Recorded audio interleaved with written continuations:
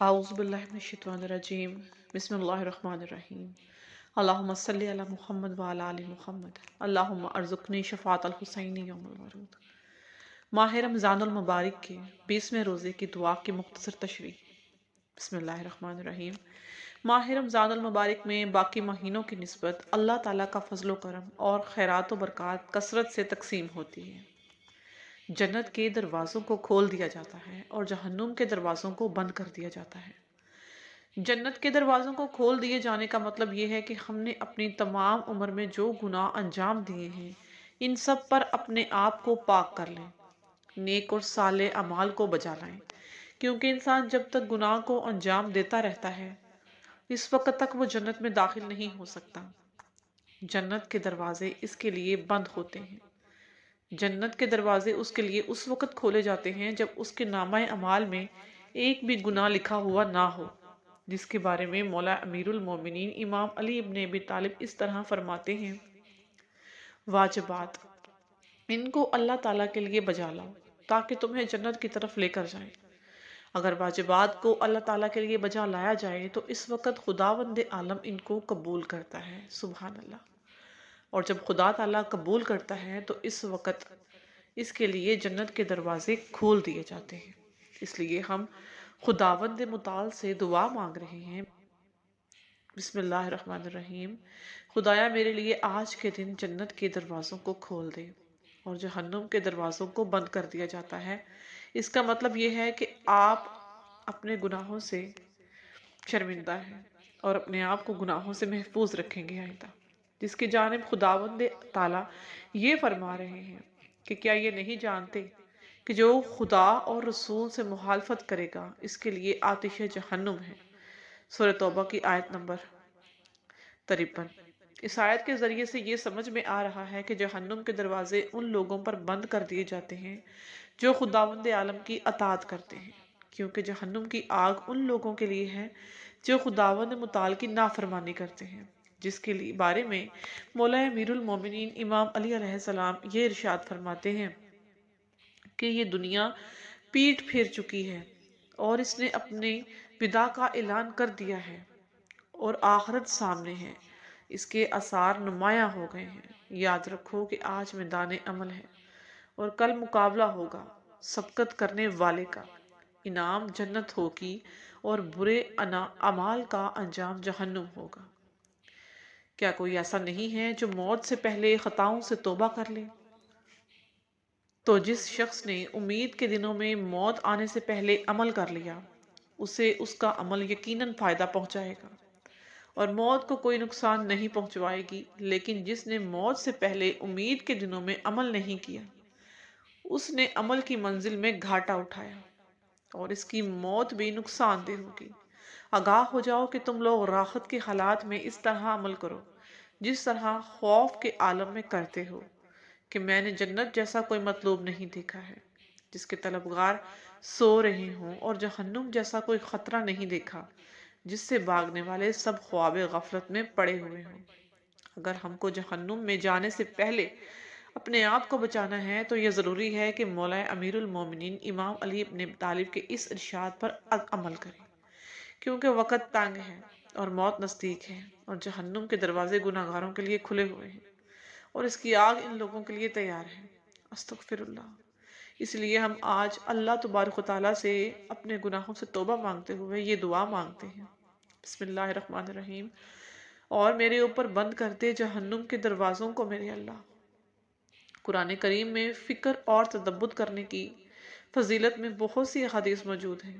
قرآن ایسی کتاب ہے جسے خداوند عالم نے لوگوں کے لیے دنیا ہی میں ایک مکمل ضابطہ حیات بنا کر بھیجا ہے، جس سے آخرت کی راہ میں نور اور روشنی ہم حاصل کر سکتے ہیں، اور یہ کام اس وقت تک نہیں ہو سکتا جب تک قرآن مجید کے معنی میں تدبر اور فکر نہ کیا جائے، اور یہ ایک ایسی حقیقت ہے جس کا فیصلہ عقل کرتی ہے۔ روایات اور احادیث میں جتنی تاکید ہے وہ اسی حکم عقل کی تائید ہے اور اسی کی طرف رہنمائی ہے، جس کے بارے میں امام زین العابدین یوں فرماتے ہیں، بسم اللہ الرحمن الرحیم: قرآن پاک کی آیات خزانہ ہیں، جب بھی کوئی خزانہ کھولا جائے اس میں موجود موتیوں اور جواہرات کو ضرور دیکھا کرو، سبحان اللہ العظیم۔ اسی لیے خداوند تعالیٰ کی بارگاہ میں دعا ہے کہ ہم کو قرآن مجید پڑھنے، پڑھ کر سمجھنے اور سمجھ کر عمل کرنے کی توفیق عطا فرمائے، آمین ثم آمین۔ اور دعا ہے، اے مومنوں کے دلوں میں سکون کے نازل کرنے والے، اے مومنوں کے دلوں میں سکون کو نازل کرنے والے میرے اللہ۔ آج کی دعا کا ترجمہ اور چند نکات۔ بسم اللہ الرحمن الرحیم۔ جنت کے دروازے اس ماہ المبارک میں میرے لیے کھول دے میرے اللہ، اور دوزخ کے دروازے اس ماہ رمضان المبارک میں مجھ پر بند کر دے میرے اللہ، اور اس ماہ رمضان المبارک میں مجھے تلاوت قرآن پاک کرنے کی توفیق عطا فرما میرے اللہ۔ اے مومنین کے دلوں میں سکون کو ڈالنے والے، رسول اللہ صلی اللہ علیہ وآلہ وسلم نے فرمایا، جو بھی شخص کامل وضو کرے، نماز کو بہترین انداز سے پڑھے، زکوٰۃ ادا کرے، غصے پر قابو رکھے، زبان کو قید رکھے، گناہوں پر استغفار کرے، اپنے خاندان کے لیے ضروری رہنمائی فراہم کرے، تو یقیناً اس نے ایمان کے حقائق کو مکمل کر دیا ہے، اور جنت کے دروازے اس کے لیے کھلے ہیں۔ کیوں ہم خدا سے دروازوں کا کھلنا یا بند ہونا طلب کر رہے ہیں؟ کیا جنت اور دوزخ ہمارے سامنے ہے؟ جی ہاں، یہ ہمارے سامنے ہے، اور جب ہم اپنے عمل سے جس در کو چاہیں گے اپنے لیے کھول لیں گے۔ قرآن پاک دلوں کی بہار ہے، یعنی ہمارے دلوں پر بھی خزاں آتی ہے، تو اس خزاں کو قرآن پاک کی تلاوت سے آباد کیا کرو۔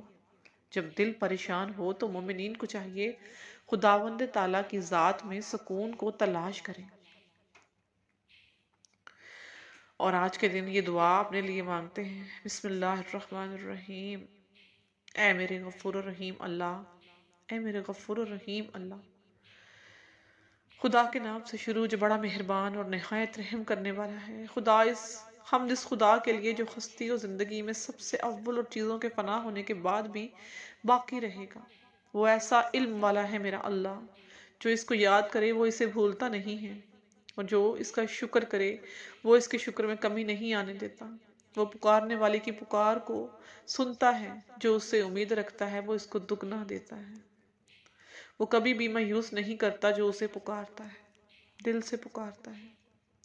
خداوند، میں تجھے گواہ بنا کر تیرے ہونے کی گواہی دیتا ہوں کہ تو وحدہ لا شریک ہے، کہ تیرا کوئی شریک نہیں۔ آسمانوں اور زمین میں تیری ہی بادشاہت ہے، اور تو اکیلا ہی اس کا واحد یکتا خدا ہے۔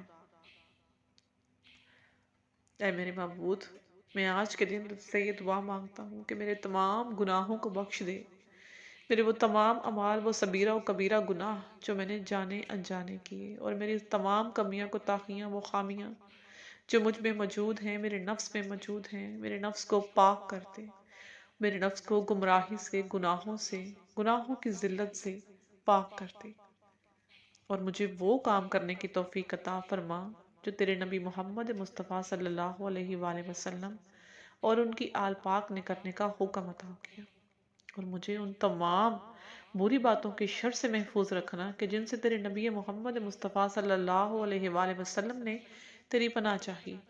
اے میرے مولا کریم، اے میرے مولا کریم، اے میرے مولا کریم، تو سب سے بڑھ کر رحم کرنے والا ہے، کہ میں تجھ سے رحم کی بھیک مانگتا ہوں، ایک گرے ہوئے، ڈرے ہوئے، جھکے ہوئے، عاجز بندے کی طرح، لاچار انسان کی طرح، کہ جس کا کوئی سہارا نہیں ہو تیرے سوا، کہ تیرے علاوہ اور کوئی در نہیں کہ جہاں ہم جا کے بھیک مانگیں۔ اے میرے خدا، کے بے شک بخشش کا طالب ہوں میں، لیکن تیرے سوا کون کرے گا میری بخشش، کہ اگر میں اپنے گناہوں میں ڈوب کر جو میں نے گناہ کیے ان کو کون بخشے گا میرے اللہ۔ اس ماہ رمضان کریم میں مجھ پر اتنی رحمت فرما دے، مجھ پر اتنا کرم فرما دے کہ میرے تمام صغیرہ و کبیرہ گناہ معاف فرما دے، اور مجھے آئندہ کے دنوں میں ان سب کاموں کے باز رہنے کی توفیق عطا فرما، کہ جو کچھ ان آگے آنے والے دنوں کی شر میرے لیے موجود ہو، ان سے شر سے مجھے باز رہنے کی توفیق عطا فرما۔ یا الہی، حق ہے، تو نے ثواب کی بشارت دی ہے جو حق ہے، تیرے اس عذاب سے تو نے ڈرایا ہے۔ اے میرے اللہ، اے میرے اللہ، تو زندہ رکھ، اپنے دین پر قائم رکھنا، اور ہدایت دینے کے بعد میرے دل کو ٹیڑھا نہ کرنا، اور مجھے اپنی طرف سے رحمت عطا فرمانا۔ بے شک تو بڑا عطا کرنے والا ہے، تو بڑا عطا کرنے والا ہے، تو سخی ہے۔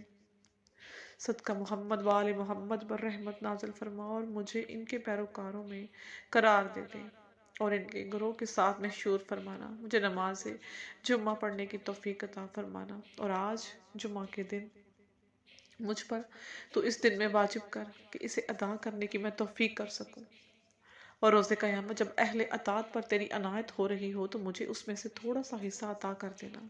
اے صاحب اقتدار اور حکمت والے میرے معبود، اے صاحب اقتدار اور حکمت والے میرے معبود، میری مانگی ہوئی ان دعاؤں کو اپنی بارگاہ الہی میں قبول و منظور فرما۔ آمین ثم آمین یا رب العالمین۔ اللہم صلی علی محمد وآل محمد وعجل فرج۔